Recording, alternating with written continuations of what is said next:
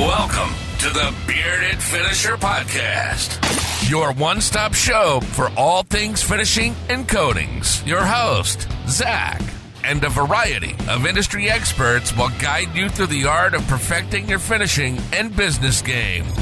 From seasoned pros to fresh faces, get ready for tips, tricks, and trends to elevate your knowledge and business to the next level.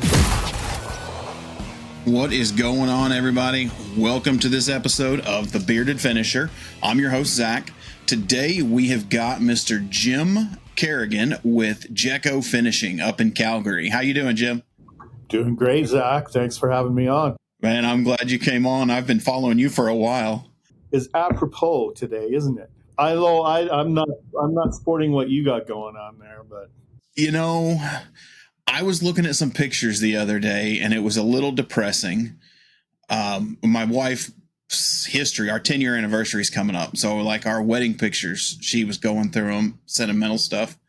There was none of this. All that gray didn't exist. It was kids will, they grayed out really fast. It was no gray until we started having kids, and I don't know what happened. That's called experience. Right there. I like it. I'm going to go with that. That's called experience. That's how you tell the silverback gorillas apart from the rest. There you go. I saw a t-shirt that said, "It's not gray, it's chrome." And I was like, okay, I can get behind that. Man, so, let's just kick it off. I know you're very active on social media.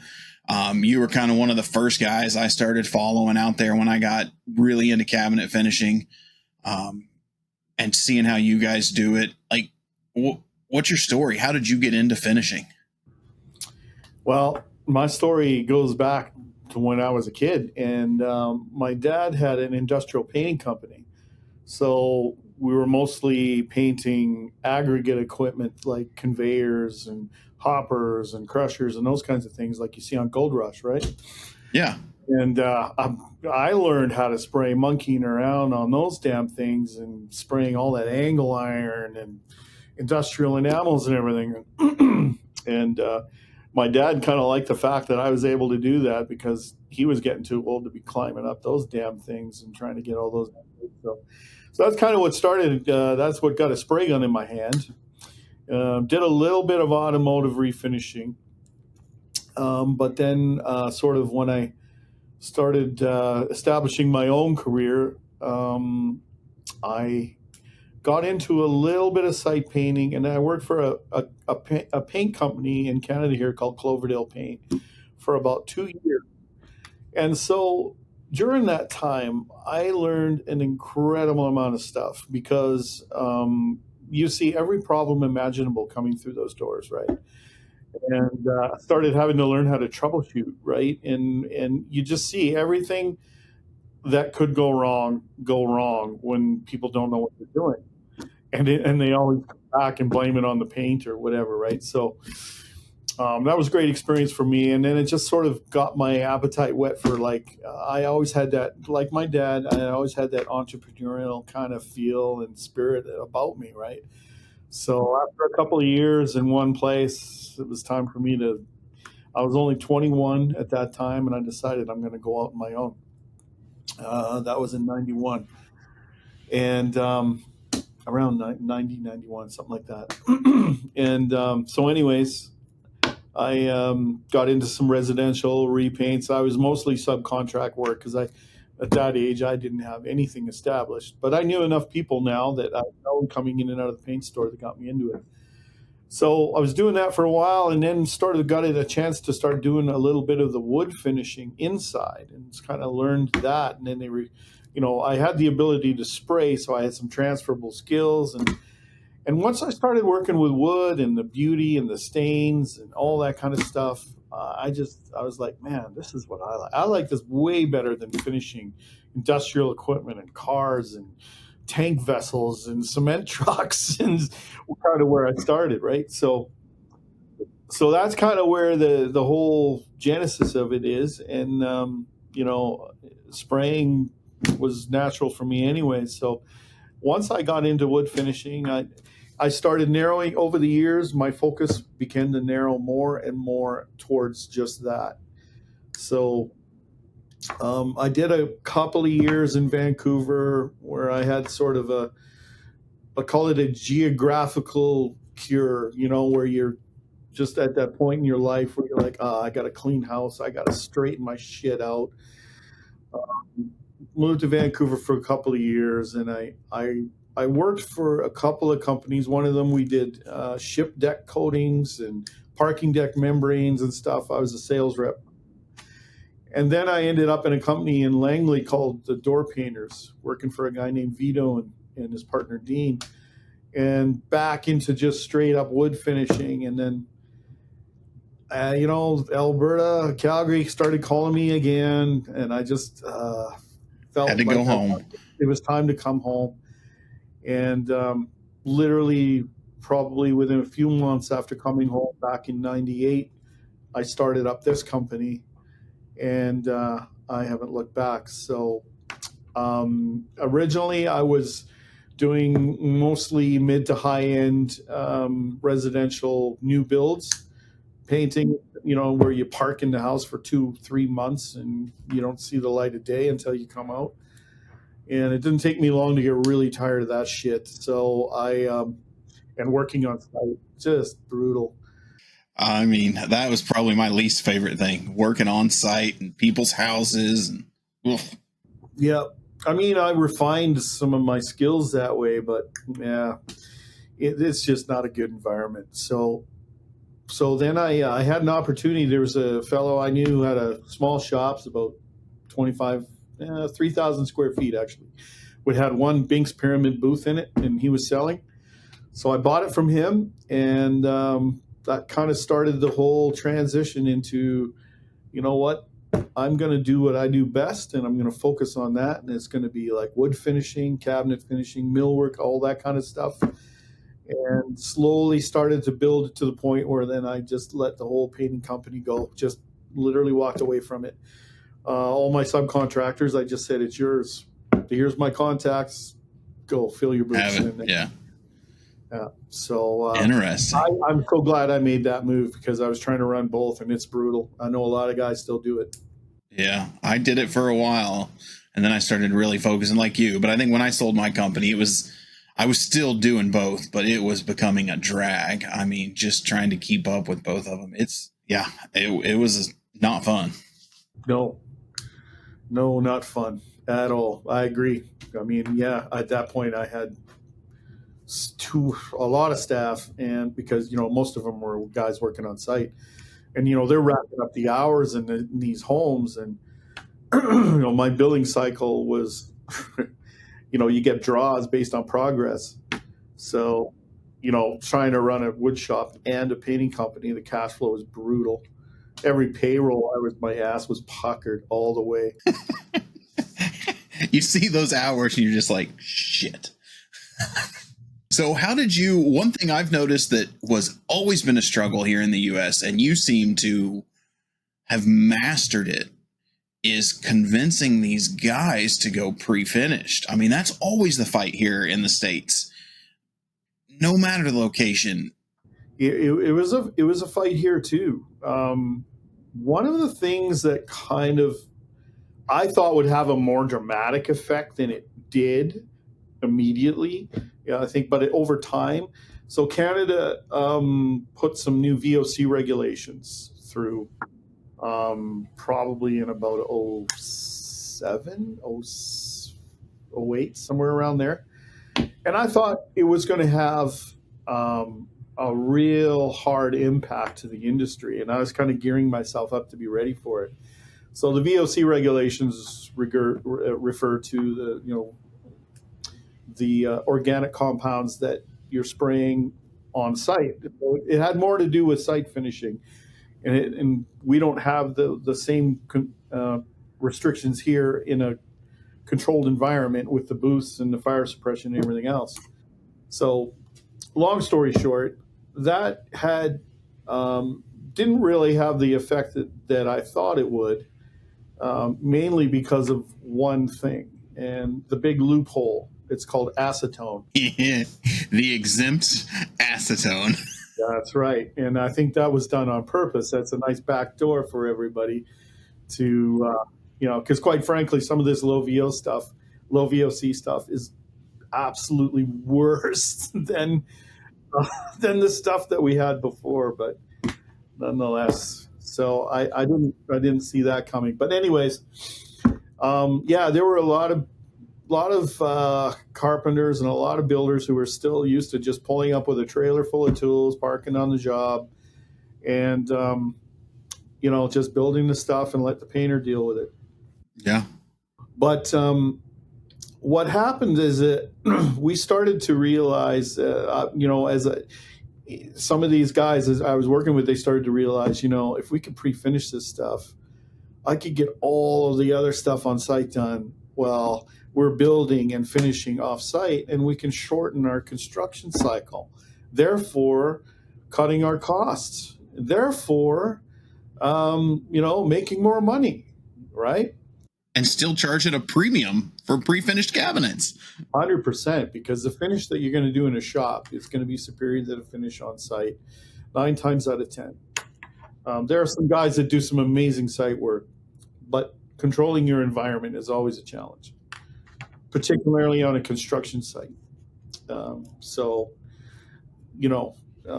I put all my eggs in that basket for sure. And I made sure we raised our flag high and said, hey, man, like, we're about pre-finishing here.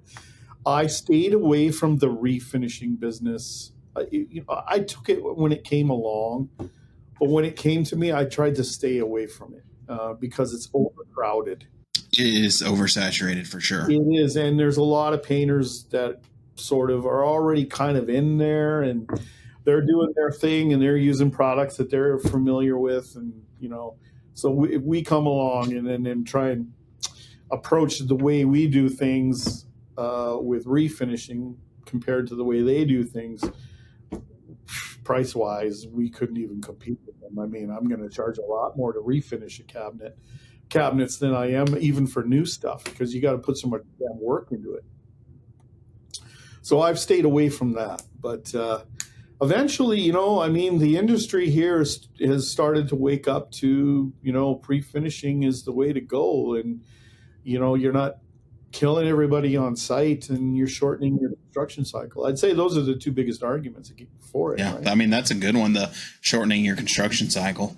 I used to do, the only thing refinish I would do is doors. Like, I would pitch to, I did for about 6 painters, and they would bring me their doors and drawer fronts, and I would use a universal bonding primer, and they would have to supply me with the top coat.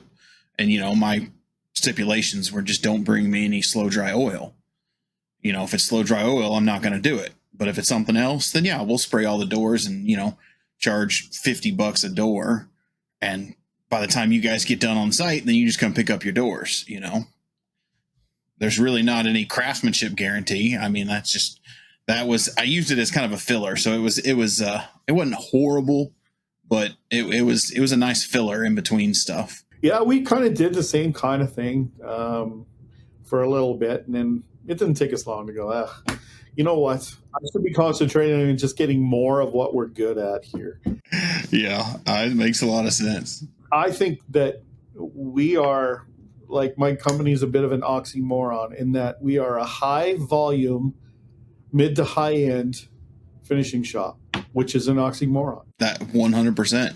Because you guys push out a lot of volume, and usually with that volume, it's hard to maintain that high level of quality and craftsmanship. It is, and there's 2 secrets to that.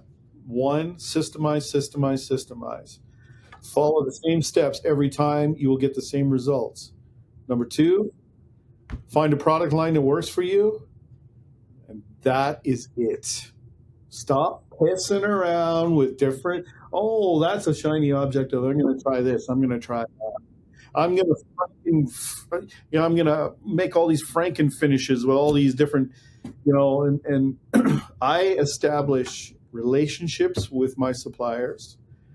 And I can tell you that I will I will have a supplier behind me if there was ever a failure, which is extremely rare, if never.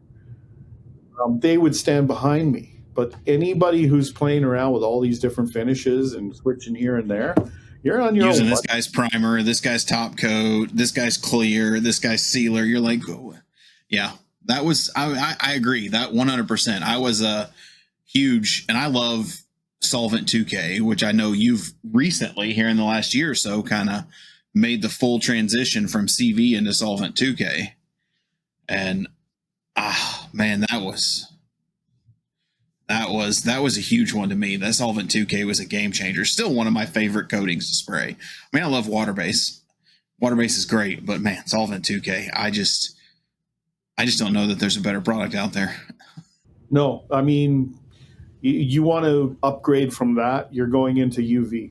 Yeah, and you're talking millions of dollars of a line because you can't really spray UV. I mean, if you have to hand spray. Yeah, 100%. So, yeah, so, coating failures, there's only two things that cause coating failures. One, and it's probably 99% of the time, somebody fucked up. Human error, right? Somewhere, human error. And then the other 1% of the time, or probably even less, will be a manufacturing defect, maybe a bad batch, maybe a catalyst that was, out of whack strength-wise or something like that. But that is extremely rare. Or actually, probably in more recent years, I would say sheens floating or crashing, which was an issue I had with ML big time. And I hope they've had it sorted out since. But we had some problems with different manufacturers using, with CVs anyways, using whatever their matting agents and solvent mixes were. They were playing around with them, and those damn the sheens were crashing out on them. You couldn't get a consistent sheen out of it between gallon to gallon, yeah. Yeah, dark colors were killing us. And well, just that switch to Solvent 2K, like what I noticed when I went from CV to Solvent 2K was just, you can do a ton of prep in the door, not caulking floating panels, but your rails, just that little bit of flexibility in the Solvent 2K. It seemed like my callbacks for someone unhappy that your 5-piece door cracked in the frame, because they got water on it, or, it was too green of wood. It wasn't dry enough. Like those, went literally to zero when I went to Solvent 2K. I was just blown away at how much more flexible that coating is. 100%. I mean, we've got vanities in bathrooms with steam showers, and they're completely unaffected by it. Yeah, it was my favorite. Real lacquer would have already been flying off of there. It'll look like the old crackle finish. Oh yeah. I remember there was one job in particular back when we were in CV. They had a steam shower in there and two teenage girls sharing a bathroom. Need I say more? And it failed. And it's like, what do you try to tell people that? And that was always not the hardest part, but that was always trying to explain to people that, yes, CV is a great coating, but it's still a coating. It still has its limits. You can't hose your cabinets down and think it's going to be okay. Yeah, depending on the manufacturer, the strength of the catalyst or anything like that. 100%. They're very sensitive to build. Once you go over that build, it's crack city. You get over that 5 dry film, 5 DFT, 5 mils, you're done. Yeah, and then the Solvent 2K, there is no maximum dry film thickness. No, there isn't. Not really. You don't want to put 10 mils on a cabinet because it's just going to start looking, plasticky, but you always want to get the best film with, the best coating with the least amount of mils. That's the goal. But to not have that fear in the Solvent 2K that it's going to do that, it's just like, a little bit of happy peace of mind. our warranty issues have now been limited to something that we may have missed, or trade damage. Honestly, that's literally it, and that's not even warranty. To be honest, we'll charge to go fix trade damage. So the only stuff that we have coming back now is if somebody had to trim their doors down because they were a little bit tight or whatever, right? So things like that, or painted it the wrong color, marked it the wrong color. Now sometimes that's us, sometimes that's them. Who knows, right? But when you're doing so many thousands of pieces, those little things are going to happen. But it's well within the acceptable range. I always thought, I've been doing this a long time, and especially at a high volume. And my rule was always, I don't want to see more than 1% to 2% rework in the shop. So that's stuff that we catch internally, right? So as we're packing it, say a 100-piece job, if 2 pieces go back because there's a flaw in them that we're going to fix, I consider that to be completely normal and acceptable. Some people probably have a higher tolerance than I do for that, but that's where mine is. But we're getting even under 1% a lot of the time, which is really, really, really good. And I'm super happy about that. Yeah. Yeah. I used to tell guys, and even the guys that I talk to now, other finishers that call, it's a big deal. Like I try to tell them, call it PCA, call it whatever you want, but your standard defect inspection, is 1 meter under normal lighting. And that's what the customer's expectation is, should be set to, not, a 1,000-watt LED bulb at every angle you can possibly find, because in the real world, it's not possible. Every one of us have walked onto a job where you just see tape everywhere and the old 500-watt halogen sitting there, and you're like, dude, no. I did was on a job with a contractor, and this contractor was old school. He was probably 80, and he didn't take shit from nobody. I was on another job where they hired an interior designer, and he just flat out told the homeowner, all right, I'll send you a $10,000 invoice. And homeowner was like, what for? And he goes, because if I got to deal with that dumbass, then you're paying me an extra $10,000. And if not, I'm not doing the job. And you're sitting there going, well, I think I just found my spirit animal. Yeah, we should have more contractors like that. And then we walked into one that was taped like that, and I probably did half a dozen jobs for him. And then he finally retired. But I think that's positive. We were there prime. We had most of it done and walked in, and tape everywhere. And then the homeowner comes in, and he just pulls out his checkbook and writes her a check for $10,000, which was the deposit for painting, and gave her the contract and said, I'm done. Find your own painter. I couldn't, if I didn't see it, there's no way I'd believe anybody would ever talk like that. But this guy just, he's like, I'm too old. I just don't give a crap. It was pretty spectacular to watch it happen. So Gecko, tell us about Gecko. What was are you guys still in the original building? How has Gecko progressed over the years? Yeah, well, the building we started out in is about 20 miles from here. It was a small little, in the central industrial part of Calgary. Around 2006, I moved into this one. So I started looking around. So we went from 3,500 square feet to 6,500 square feet. And in the first 2 bays that I took in this building. And so that's when I set up the really huge open booth and the small regular size booth. And we ripped it down, base building, started over. Everything, it was all new electrical, HVAC, everything. So the makeup areas, the booths and all that were all new at that time. So we worked under the confines of this space for well, I mean, I've only just expanded again about 2.5 years ago. Yeah, I was going to say, you just opened that other side not too long ago. Yeah, and I often wonder, how did I do it? It was such a well-oiled machine. Just walking you do the watch throughs in there. I mean, it just had to go the right way, and if it didn't, it was probably just a disaster. Yeah, well, our biggest disaster definitely was space, and it was the shipping and receiving area was the biggest problem, right? Because our shipping and receiving area was all mashed together in one spot. So everything going in and coming out in the same area, and then you've got all of this material waiting to get picked up, and all of this material being dropped off. And I look back now on how we managed that. I don't know. I really don't know.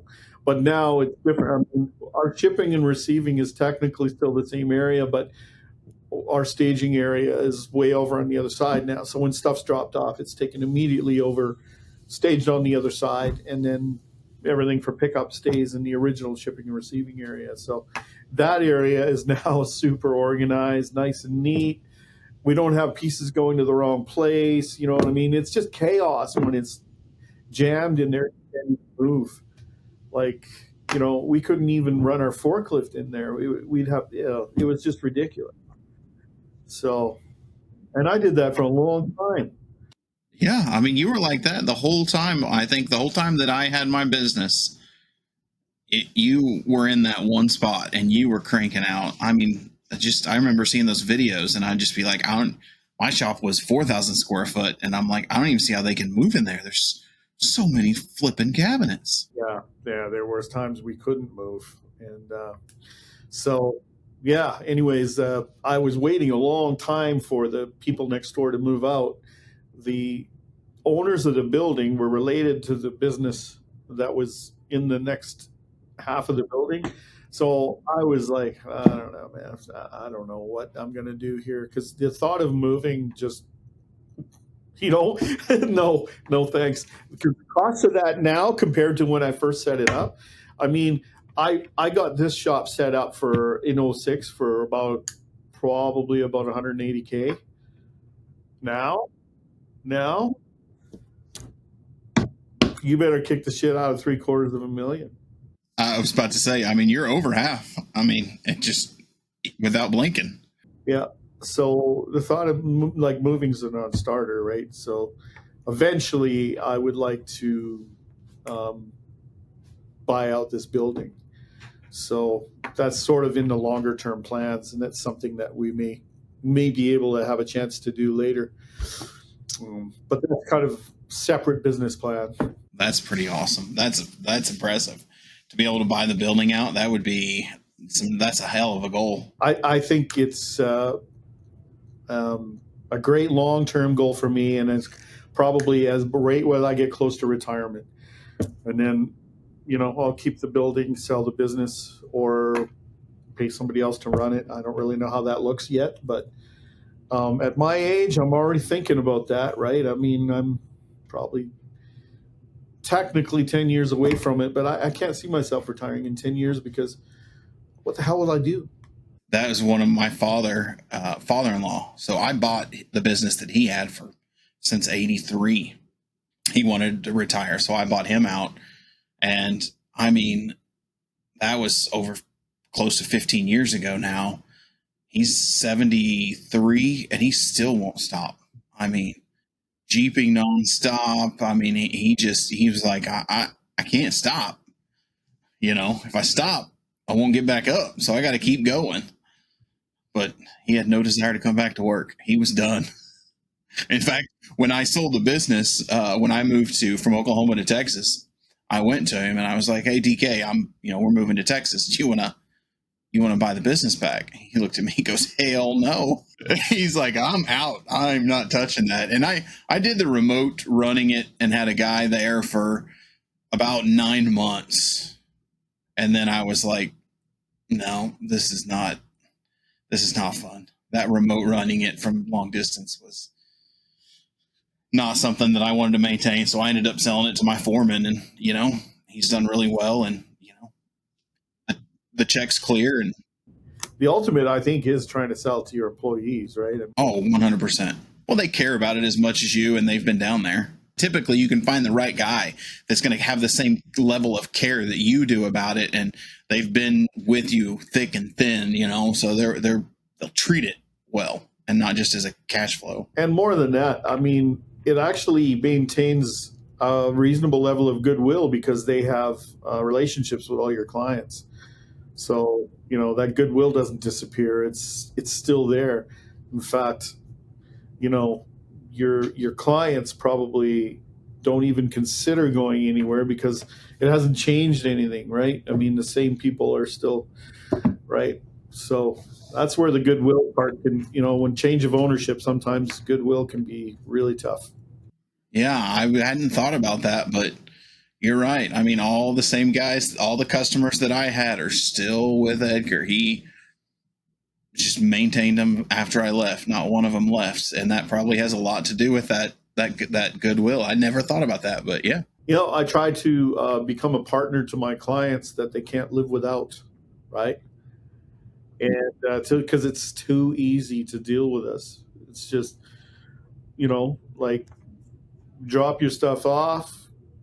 Here's the date it'll be ready. Pick it up. Have a nice day. We don't see it again. It's that almost every job goes just like that.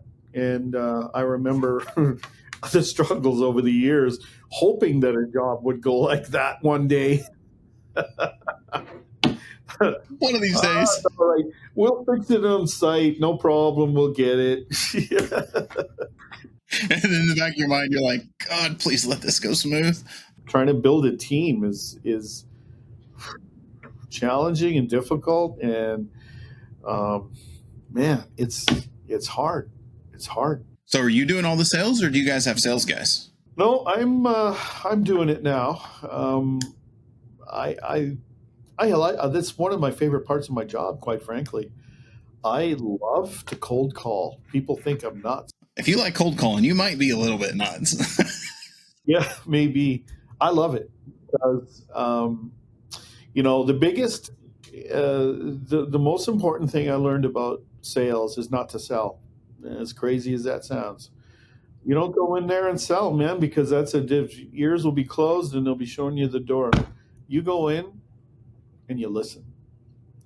Hey, man, so how you guys dealing with finishing these days? And well, we got this and that. No, yeah, you having any problems there, or you've been running into any difficulties? And then all of a sudden you start finding, oh yeah, well, we keep having to fix this and that, and can't seem to get this right. And and I'm like, well, maybe I can help you with that. Like, here's our system, what we do, and sort of a total friendly whatever approach. And quite frankly, I get well received almost everywhere I go. The biggest objection to switching finishing shops, understandably, is afraid of going out of the pan into the fire. So, I mean, if you're dealing with the devil, and as much of a pain in the ass as it is, it's the devil, like, you've been dealing with it for years. You can probably, it's fun.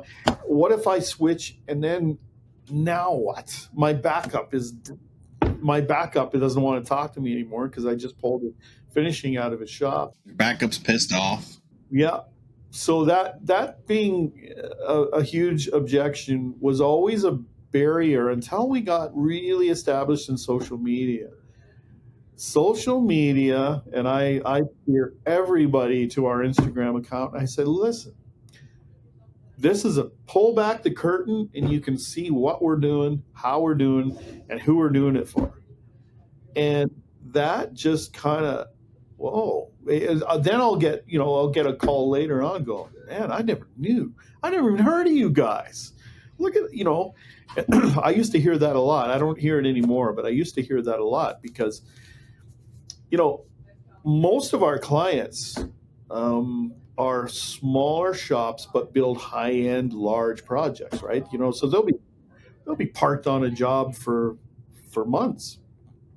But so you don't necessarily know how to find these guys. They're not in the directory anymore. They're not. It's all about building relationships and kind of branching out your Yeah, I get asked a lot about how did you build it to this level, and really it really comes down to decide what your focus is going to be, and just whatever you're best at and whatever the most profitable part of your business is, and just do more of it and a lot of it. And eventually you'll start phasing away, like we phased out furniture finishing, we phased out refinishing, we phased out all of the kinds of things that are really high maintenance and low margin. We don't go after the really low hanging fruit that a lot of people get distracted by, which is the high volume, low margin. Oh, I got this contract for 300 condos. Yeah, well, okay, I hope you make money, buddy, because there's no margin in it.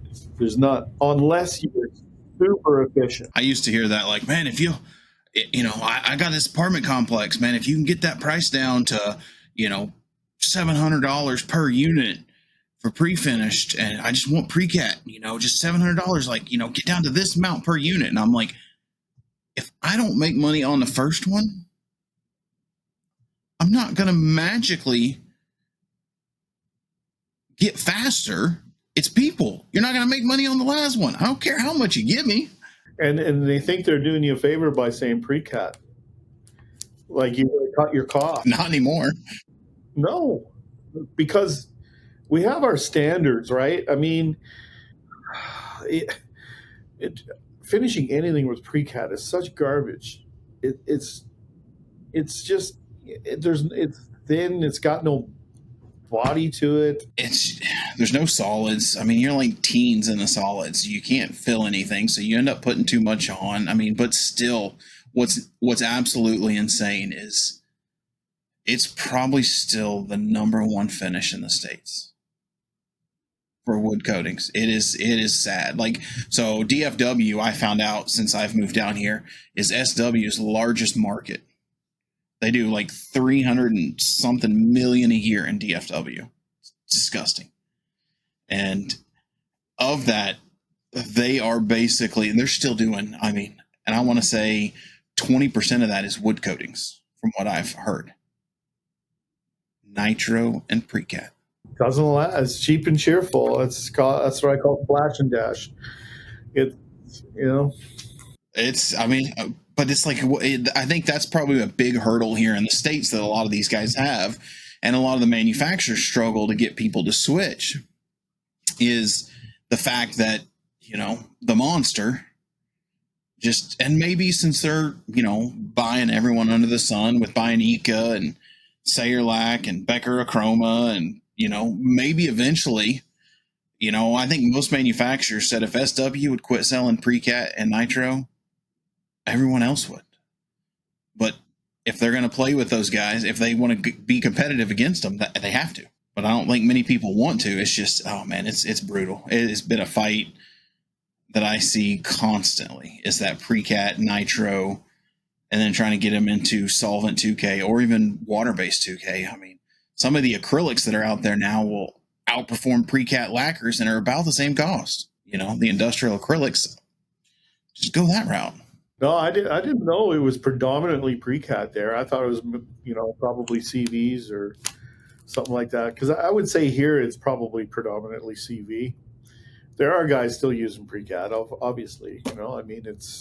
I would say there's probably more guys using pre-cat than CV here in the States. Yeah, I would say if you've got a guy using CV, the jump to go into a Civum or an Icaro or a Malaysia or Circa, it's a pretty easy transition to go into that. I mean, Malaysia just came out with like a 12-hour pot life solvent 2K poly. CVs are kind of pointless now. I have found that the cost at the gun, at least with Civum, is not very different at all from CV at the gun. And some of the other ones, unfortunately, the products are great. Circas and all of these other ones out there, the Italian polys out there. If we're going to compare apples to apples, I'd say they're all excellent products. The problem is the distribution agreements that these companies have. There's so many people stepping on it between Italy and North America that the cost is ridiculous. That's why I'm all on the Savam train, because there's one distributor, one. And yeah, Richelieu is a challenging, depending on where you are, it can be challenging to deal with the one distributor, but the pricing structure that they have for this product is, for us to transition, not only was it easy logistically, but it made sense financially, because now we can offer the best product on the market to our clients with no warranty issues, and really didn't have to raise our prices other than the marginal increment that you do on an annual basis. And then switching, because you guys went to making your own colors. Yes. Well, we've tried to find ways to get more efficient. Yeah. Oh my God, that was when I started doing my own colors. I think I was telling, I think I was talking to Robert Chicory, and we were talking about color matching and stuff. And I was like, man, when I switched to doing my own colors, first year, my material costs were down $80,000. Yeah. Year one. I believe it. Yeah. And I was like, why is every finishing shop in the world not doing this? This is mind blowing how much money you save when you go to wait. Oh my God, wait and make your own colors. It's unbelievable. Yep, 100%. And what's nice about our system that we've got, so it was provided to us by Savam and by Richelieu, kind of a three-way investment. We're on the same tin system as them. It's all done. The scale is amazing. It can go from 30 kilograms all the way down to 0.01 grams. So, and say we run out of paint and we got 4 doors left. Well, I can tint a quart of paint and it'll be the same color. I can tint a quart. Like, I don't have to go, oh shit, we got to order a gallon and now I got to wait for freaking day and a half to get it there. Yeah, exactly. And then you got to figure out how to get rid of, I think when I made that switch and I finally got rid of all the old paint, it was like 6 pallets. I mean, so much paint. The only thing that I found was 150 grams was the lowest I could go and maintain color, because my scale didn't go 3 or 4 places past the decimal. By just having 2 places past the decimal, about 150 grams. I couldn't make any less, but 150 grams would fill a gravity-fed cup gun, and you could spray 10 doors. What else do you need? It's been huge for us, 100%. And we're still sending almost all of our color matches out. I'll do the odd one here, just because I don't have a full-time lab person. When I do have that person, was one thing that we're waiting for is the software and the Spectro needs to get synced with the tint system that we have from Savam. And Claudio from Italy and Savam has to come down and do that. So we're sort of waiting for him to come in from Italy and then try and get some of his time while he's here seeing everybody else, and then get that software up and running. So once the Spectro is working, I think then I'll invest in having somebody here full time, and then matches won't be going out anymore. Some of the stain matches may be, because these tints do work in stain, but not for everything. Just some of them. Stain is another monster. Like, I'm so ready for stained wood to come back, but that was one that I started at the tail end before I sold my company, and that was one of the ones that I struggled the hardest with. I got solid colors, pigmented colors pretty quick, but stains and all the different species of wood and the moisture level, it was just like an ass kicking every time I went to match a stain. Yep. It takes a real skill level to do it. It's difficult to teach. You either see it or you don't. And when I'm teaching somebody how to match stains, I know instantly whether I should even waste my time at all anymore. You know, but even experienced guys struggle with them sometimes. You'll get one that's a bit of a bear. Lighting is your enemy there, and it's a struggle between red and green, and the way different lights affect things. Now with all these new LED full spectrum lights out now, it sure is better than dealing with all the halogens that used to be out there. But every once in a while, you still got to deal with it. You got those halogens every now and then. You get those older houses; they're there. But yeah, that was a big one. So are you guys? I know you guys have been doing a ton of the Vero, and I'm just love it. Are you guys seeing any crazy trends that are coming up that are starting to pick up and grab hold? Well, general industry trends are I see stains coming back. I see them starting to work towards overtaking some of the paint grade colors. It's been dominantly 70-30, I think, paint grade for many years. So I think it's starting to balance out a little bit more, closer to 50-50. In fact, I even think it might swing the other way a little bit for a while. That's one of the things I see happening, is that people are wanting to see the beauty of wood more, and they're tired of the painted look, and it's starting to swing. As far as Veramel goes,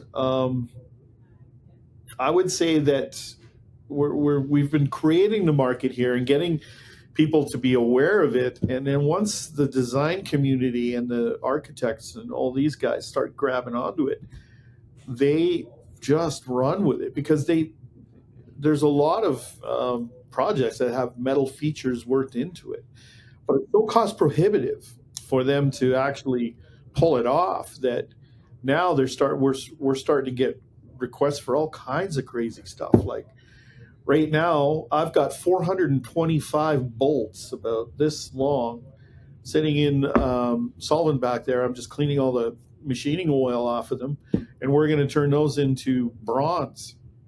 So, I mean, and this is for a railing detail in one house, right? I mean, so That's I don't know. nuts. The trends, I can't predict where it's going to go, because they're coming up with some crazy ideas. But I think black and steel is really, really getting hot right now. That industrial. Yeah. So we've got some stuff coming up that it's a really gigantic hood. It's like 13 and a half feet wide, if you can picture that. This is residential. And a 20-foot high fireplace wall that we're doing, a black and steel with kind of striations in it, so that it sort of looks like it's sort of streaked and kind of acid etched. So yeah, there's a lot of really cool stuff. I mean, this is what kind of wets your whistle on the give me some challenge, give me something cool to do. Yeah, and then Civum's got some really awesome special effects in their repertoire that I've seen out there. I think I saw Jacob playing with some up in Italy not too long ago, and I was like, "Ooh, that looks like it would be fun to play with." Yeah, they've got a lot of stuff that Richelieu doesn't even have on their SKU. I know Jacob's got a whole stain program very similar to what Malesi has. The whole thing, they've got it, but getting Richelieu to carry it and then support it. Yep. Because that's the tough one. It is, because essentially you're selling this to people and you're letting them run with scissors. So only people who know what they're doing should be buying these stains. Yeah, that Micronized pigment stain program that just every Italian has, and it's pretty much made its way completely into the U.S. The guy that runs that company, awesome guy. But I mean, I've had tons of talks with Luca, and I'm trying to get him on here, who runs a company called Adler.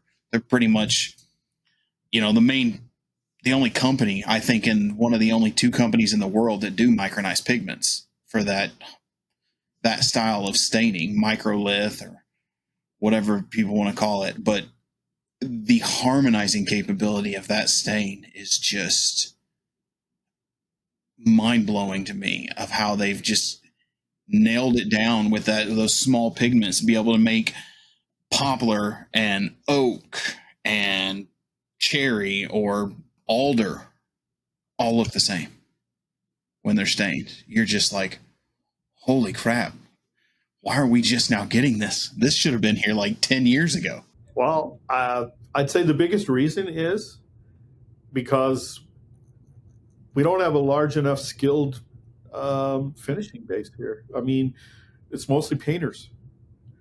And they need something that they can just use simply and get what the customer wants and get it done and get it out. I'm not trying to put anyone down or put painters down. I mean, I come from that background, right? But until there's probably a much larger market of skilled finisher trade shops that are demanding this, it's just not going to be that easily available.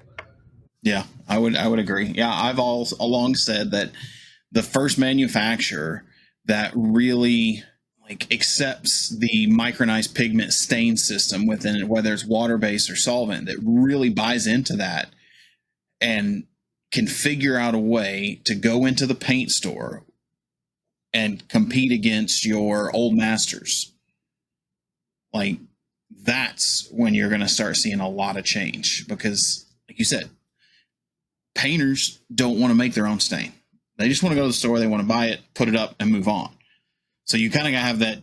We need that transition time where people get used to that type of stain, and then we migrate them into actually doing their own. Again, I mean, it's all systemization. So somebody is going to have to take the initiative to systemize it. So it's all well and great. I mean, I played with these stains with Jacob because Savam also has them. And we spent a day at my shop here playing around with them. And I was like, absolutely, love it. It would be great. But then I'm going to do all my stain matches in-house here, and I've got to train somebody else how to do, you know what I'm saying?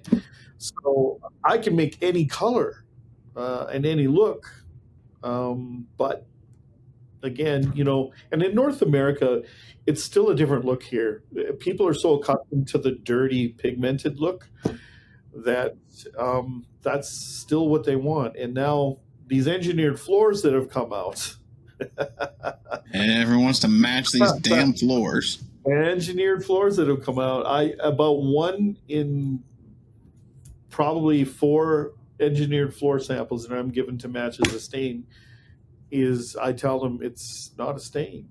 It's either a reactive stain or it's actually 3-level pigmented glaze mix with some other effects screwed into there. So I say, if you think you're going to get a wipe stain to look like that, it's not going to happen. So you can pay me a lot of money, I can duplicate that for you. But if you've got 200 square feet of cabinetry to do, I don't think you're going to go for it. Yep. I would agree with that. Yeah, those guys are, man. It's the North American market of I still get people, when I was on the manufacturing side, you still get people calling and say, hey, I need a coating that's going to amber. I like the ambered clear. And I'm like, they like the dirty stains and they like that ambered wood. I just was never a fan of that ambered look, but man, it's still a lot of people that like it. How many times have you had to match aged natural walnut? And why can't they all turn out the same? Never. The one I did for the last one doesn't work for this one. So I got to go back to the drawing board and do the same thing. Doing a custom aged walnut. Just wait a couple years. It'll look the way it's supposed to look, right, man? But no, they won't do it. Don't need to do it right now. Just give it a minute. Walnut's one, and then white oak's turning into a real pain in the ass because there's so much of it that it's inconsistent as all hell. You're right about that, and everybody wants natural or very light stains on them, blonde stains on them. those blondes, the pickling. Yeah. And then you end up with pink, because now I'm seeing white oak is starting to look red. Some of the sheets, right? So, yeah, I know. I've had to. My clients know now, but I've had to tell a lot of them. I'm like, you really got to select your wood. Like, don't just let the supplier deliver it. You got to select it, man, because if this is your stain color, you got to go through those sheets, dude. There's no way that there's no way. We actually had one job that they literally had to, I don't know what they did with it, but they had to recut the whole job because it was such a light blonde color. And for whatever reason, they got this batch of this really red white oak. It was just brutal. Oh, man, that's never any fun. No, man. So I don't know if I answered your question about how we got to where we are, but I think we sort of roundabout got there. Yeah, I mean, I told you. Yeah. The tangents that we get off on, it's, We could bitch about some of the stuff in the industry forever, right? Yeah. I mean, it's quite interesting to be in there. What the other thing that I found interesting that I was going to ask you, like in Canada, I'm assuming upwards of 95% of cabinets up there are just either melamine or UV coated boxes, because you rarely do boxes. Like, it's still a huge thing down here. Yeah, face frame cabinets. Americans love the face frame style, and I absolutely hate it. As from the standpoint of a finisher, I fucking hate it. Man, I had 3 cabinet guys converted to doing, I'm like, just go that lamello, whatever version of that lamello is. I don't care.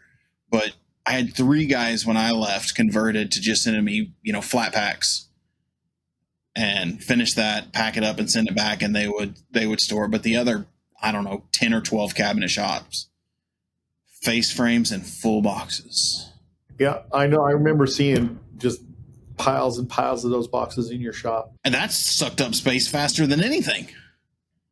Like, you can have 20,000 square feet and you get a dozen kitchens with all those cabinet boxes, and you're like masking them all off. Oh man, that was probably one of my, besides getting guys to pre-finish, was trying to get them to flat pack and go to full overlay, get rid of the face frames. Yeah, that's one thing. I certainly like the European style better, just from this point of view where you've got, plans on gables and doors. And so all of those components are so easily pre-finished and in. It's just from an install point of view, it's like how pre-finishing face frame and then trying to install it without seams. That's, to be honest, we're in the middle of one right now, and the contractor and I decided I'm just sending my guy on site. I said, just go install it all. I'll just leave him on site. I said, but being that they want all of their face frames seamless with the gables and seamless with the fronts. Oh yeah, seamless. So I just said, that's the only way it's going to happen. Holy moly. Yeah, that's no way. Yeah. No V grooves, nothing. It's seamless. Yeah. That sounds like one of those on-site ones you might be at for a little bit.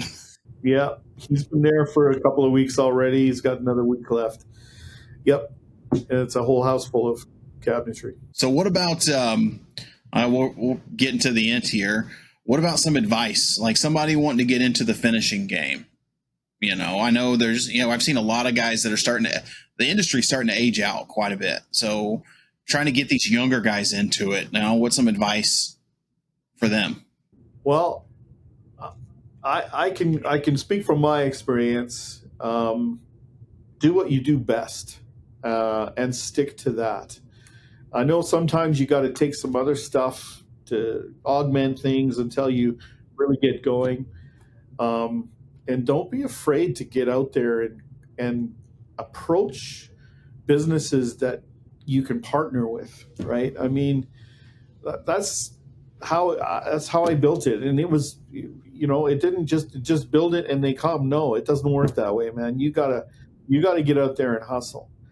And I find that if we stick to what we do best and let all of the white noise kind of just don't let that get in your way, and stay away from the stuff that really isn't your niche or really isn't what you do and make money. Stay away from it. You'll find from my experiences that taking on projects like that, I would have been better off just going home and taking a week off. I learned that the hard way with furniture. Oh yeah, Betty Sue's table is the most important thing in the damn world, and you better understand that, because that was in her family for 47 years, and if you don't take the same kind of care and attention that she does. What about resources? I mean, anything that you really use to develop your skill, as far as, books, videos, people to follow that you've really thought are good sources of info? I have to tell you, I didn't have any of that. None of it. So I will say this. I will say the biggest detriment to success in this career is ego. Lose the ego. There's something, you know how in rock bands they got finisher's ego disease? Lead singer's ego disease? Yeah, well, we got finisher's ego disease in this business. And there's finishers out there. Yeah, no, finishers out there think their shit don't stink, and then they become unteachable. I'm telling you, never stop being teachable. And if you know any experienced finishers, learn from them. I never stop learning, man. Never stop learning. I thirst for it, right? This is not an industry where you're ever going to know everything. It's evolving. It's changing. There's always new products. There's always new methods that some painter uses that maybe you don't. I mean, you got to check your ego at the door and just be open to criticism. It's not always bad. It's just help. Oh yeah, but well, I tell you, when you open yourself up on social media, it comes your way, man. Like I get comments and stuff from people. I don't take any of it personally. There's some site guys out there that get ruffled, site painters that get ruffled by some of what I'm saying or doing out there, and whatever, that's fine. You still need them. I mean, there's plenty of business for all of us. Exactly, and it's not like I don't come from where you are, so it's not like I don't know what I'm talking about. If I was just, if I was born and raised in a shop and never worked on a job site, then maybe they'd have a point. But I've been on both sides of it now, and I got a pretty good understanding of it. And I think another good piece of advice for people is, I alluded to it earlier, when you have a good product line that works, get a good relationship with your supplier and just stay with it. Now, sometimes there's improvements and other things that happen out there, and when you do make a switch, do it carefully. And but I've never understood these guys. I see them all on Instagram too, especially. Like every time they're doing something, there's this product and that product and this product and that product. I'm like, how can you have any constant quality control for your customer when you're switching products constantly all the time? I'm using this, I'm using that. This one's got 5% hardener, that one's got 10% hardener, this one's got that. Now, I don't understand that at all. This is the first time I've publicly commented on that, but I just don't understand it. My number one is, for God's sakes, do not do a job with a product you've never used. I can't tell you, the first time using this product, I'm like, what? You're painting somebody's house. What are you doing? I would at least get a feel for how it works and dries and whatever, right? Sometimes we get spec products that we've never used before, and that's kind of what we'll do, is test it out, right, and make sure we understand what's going to happen. Yeah, got to play with it. But that's good advice. Never stop learning, find a system, and stick with it. That's some great pieces of advice for guys out there wanting to get started. Yeah. So you can the Instagram's a double-edged sword, right? You can learn a lot from some really experienced guys out there, and you can also go down the rabbit hole and end up in all kinds of trouble. If I showed you my inbox, you would see just how much need there is for education out there. My inbox every day is crammed full of questions. I've made this joke before, and I'll say it here. You should make a drink. If you have an Instagram account and you're a sprayer, you should make a drinking game for every time somebody asks you what your tips you're using. You'll be sloshed every day. You wouldn't be able to stand up or paint anything. Now, I got to say, I've stopped answering the question because I just go, listen, dude, man, if you got to ask that question, what are you doing? Seriously, like, you think that if you're the same tip as me, that's going to change everything in your world? I used to answer it because I thought, I tried to be nice and accommodating for everybody, but it gets to the point where that question has been asked, it has to be thousands of times. And I want your pump settings and your air pressure settings. I'm like, if you don't know how to do that, man, maybe you should just think about. Yeah, those are some big ones. Yeah. Oh, and they're the most common questions I get, and from sprayers. And then I think to myself, well, I'm not trying to be, because I was always answering it and showing it, and I even did posts going, "Hey, for everybody who wants to know," and then I would show it. But again, nobody ever looks back. In fact, they could be asking a question on a post. They haven't even read nothing, right? I mean, they're asking questions that's right there. All in the comments. I know how it works. So I've just kind of stopped answering those because it just gets kind of like, oh, really? The one consistent, like I've noticed since I started the podcast, and I think I'm like 10, 11 episodes in now, and we're starting May 15th is when we're going to release the first one. But between whether it be painters, coatings manufacturers, finishers, equipment manufacturers, what you said right there, the number one thing is this industry needs more training. It needs to be an accredited trade. I mean, and that's a bigger fix. I actually have spent a little bit of time looking into what that would look like here. And if I had not a career, but a lot of spare time, I could maybe, spend some time kind of trying to go after the apprenticeship board in Alberta here and really sort of say, hey, let's spearhead something like this. I've been asked to do it, but I'm going, I just don't have the kind of time and energy to do that right now. But maybe when I get close to retirement, if nothing's happened, then maybe that's something to look at, right? Because I think it should be an apprenticeship program. I think it should be accredited. I mean, if you look back, the guys that are kind of doing it, the only one, and I know Robert has his bespoke finishing and does his training, but the one that I think has really got it down is Fine Paints. They have really honed in with the class and the certified and the master certified based on how many classes you go to, and you go in their book. I mean, you talk to anybody that I've talked to that's certified or master certified with Fine Paints. I mean, them having that book of certified painters in that product that Fine Paints produces. And if you say, hey, I'm having them paint my house, they send you this book and say, here's all the guys that are certified by us to apply our coatings.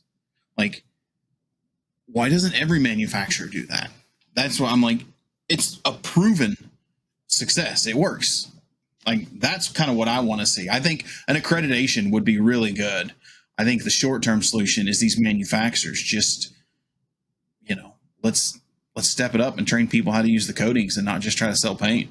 Yeah, I mean, and painting and wood finishing needs to be separated. I mean, it's finishing is its own trade. Painting is its own trade, and there's a huge transferability of skills. There are many painters that are excellent wood finishers. There's some wood finishers that might be good painters. I don't know. I mean, I'm one of the ones that I can say I was good at both, but I've seen just far too many issues in the industry where painters have been pushed into situations to produce finishes that they're not capable of doing, and they're expected to be able to do it, right? Yeah, because there's no deviation, or there's no separation of finishing and painting. It's funny, to this day I still they'll call me a painter. I'm like, I'm a finisher. I differentiate because I think it's an important, for me, it's just an important differentiation, because they're two different trades and two different sets of skills. Again, transferable but different. And I think it needs to be said. And maybe, some kind of training would be great. I mean, in Canada here, there's, I think it's BCIT, or it could be BCIT. There's one in Vancouver that does sort of once a year. They put out, and Jacob's involved in that. In fact, he's doing some teaching there. There's a trade school in Quebec that also does some training and teaching with finishing. But other than that, probably less than that. It's one of the trades that, it takes the same skill that a plumber or an electrician has, the same level of skill, but it's just not monitored. It's not regulated. Yeah. It's hopefully something that we can change eventually. So considering that, how awesome are all the painters and finishers out there that have learned this trade the hard way, trial and error and experience, and putting out the kind of stuff that they're putting out. So I think it also needs to be said, shout out to all you guys, because you've put in the time and the effort. You've learned the tricks of the trade. You have come up with, processes and skills that you've had to figure them out on your own. Yeah, that's a valid point. Yeah. Props to our industry for being able to do that. I mean, these guys are resourceful. Yes. Yeah. Had to be. I mean, I can't tell you how many times in my career I'd get somebody to go, well, can you do this? And before I finish saying yes, I'm going, how the fuck am I going to do this? I think I've been in that situation a lot of times. Yeah. How am I going to, all right, let's just go to YouTube. We'll figure it out. So before we wrap up, I always like to do, I know we see you in the shop all the time. What's Jim do outside of the shop? Well, love to camp whenever I can, but I would say a great deal of my time is spent with my 14-year-old son. He's a really good ball player, so he plays baseball, and he's going to be in Bantam football this year. So I do coaching. So I've been coaching his baseball team, and that takes up it takes up a ton of time. I mean, baseball, all you had to say. 3 games every weekend and 2 or 3 practices throughout the week. And then he's in the football camp as well as that. So he's an athletic kid, and he keeps me going. And, he's my only. So my wife and I just kind of go, you know what? This is it. Enjoy every moment of this, because when it's over, it's over. So almost all of my time is spent with what I say when I leave here. I say it to my staff all the time. Okay, I'm going to my real job now. I love my kids. I spend a lot. I mean, I try to soak up. Mine are 6 and 3, so I'm just trying to soak up every minute I can with them. I mean, because I feel like my 6-year-old was just born. I can't imagine. I'm just like, what happened? Oh, I know my son has changed literally before my eyes, and it won't be long. We're going to be looking eye to eye, and then I might be looking up at him, and I'm 6'2". Yeah, I'm not ready for that. I'm not ready. Well, I appreciate you coming on, taking your time, Jim, man. It was awesome insights. I appreciate all of it. Any last words of wisdom for our finishing community? Man, just keep at it and ask questions. I don't mind answering the technical questions. Just don't ask me what tip size. But no, just learn. After this episode airs, you're going to get at least 100 tip size questions. I can just see it coming. Yeah, that's I literally led with the chin, didn't I? No kidding. Learn from experience. Learn from those who've gone before you. Learn from the people with experience, because there's no other way to learn this trade, right? Other than the hard way. Yep, that's good advice. Your social medias. You're just on Instagram, right? Well, I'm on Instagram. I'm on LinkedIn under my personal name, Jim Carrigan. We're out there on TikTok too, but I really don't put any time and effort into it, and it's probably not going to matter anyways. So it's at Jecko. Jecko Finishing. At Jecko Finishing. That's our Instagram handle. Also on YouTube. Look for our YouTube channel. Now, you'll just have to search Jecko Finishing on YouTube, and you'll find it there. We're starting to put out a lot of the same sort of stuff for now that we're putting on Instagram, just so we can sort of get some shorts on there and start generating some views and all that kind of stuff. Up until now, I haven't put a lot of effort into YouTube, but going forward, that's our holding place for some more substantial videos that will show a little bit more process and, teaser. We might be looking at doing some subscription stuff later on with some more real knowledge-based type posts that people can maybe subscribe to. So it just really comes down to, I got to get things to a certain point here before I free up enough time to do it. Well, yeah, if you guys aren't out there, you're not following Jim over at Jecko, get on social media, get on YouTube, LinkedIn, follow him. He's got some great advice, his stories every day. It's like a great way to drink your coffee on the way to work. I'm surprised by now you're not sponsored by Tim Hortons yet. No doubt. You always got Tim Hortons coffee. Speaking of, though, I'll plug one more thing before we go. So, as you know, we use SATA guns. And so SATA has teamed up with us to, we have a 25K giveaway coming up. So we're going to cross over 25,000 followers here shortly. And they have teamed up with us to give us a brand new gun that is not even on the market yet. They developed for the wood finishing industry. So if you want to know more about that, follow us, because it's coming up soon. Excellent, man. Awesome. Well, yeah, go do that. Again, Jim, thank you for coming on The Bearded Finisher. I look forward to seeing you on another episode. We can kind of touch base and see how things are going. Everybody out there, I appreciate you listening, and we will catch you on the next one. And that's a wrap on this episode of the Bearded Finisher Podcast. We thank everyone for joining. Keep hustling, keep learning, and never settle for anything less than your best. Remember, the path to perfection is a journey, not a destination. Until next time.